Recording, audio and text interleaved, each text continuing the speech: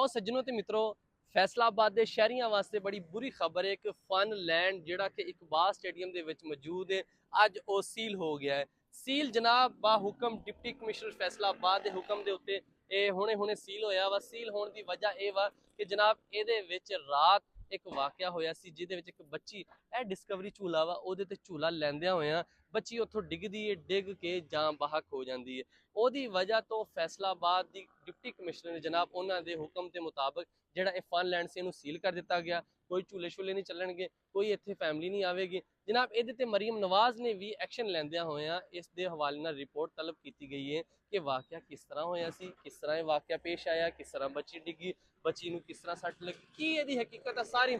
ਬਾਕੀ क्योंकि खबर तो पहले भी दे दी सी जिहदे विच दस्सिया गया सी कि बच्ची की वफात हो गई, लेकिन बुरी खबर यह वा कि हुण हर फैसलाबाद का जिहड़ा शहरी आ वो झूले नहीं लै सकदा क्योंकि फनलैंड नूं सील कर दिता वा। सारे सारे झूले सील कर दिते आ। हुण ना तुसीं फनलैंड आ सकदे जे। फैसलाबाद एक यही एक दो जगह हैगी फनलैंड आ, सिंधबाद आ ते या बागे जनाब आ, यही झूले असीं लै सकदे सी। लेकिन हाय साडे वास्ते बुरी गल इह वा कि जनाब असीं कोई ते हिफाजती कोई कैंप नहीं लगा हुंदा, कोई इस तरह का कोई भी नहीं काम किया जाता ताकि अल्लाह ना करे कोई इस तरह का हादसा हो तो उसका कोई हल किया जाए। खैर दुआ की जाती है जल्दी खुल जाए ताकि असी भी कोई इतने आके झूटे झूटे लीए, तुम भी अपने बच्चों नाल आना वा, झूले झूले लैने हैं। लेकिन फिलहाल इनू सील कर दिता गया वा, कुछ दिन बाद ये खुल जाएगा।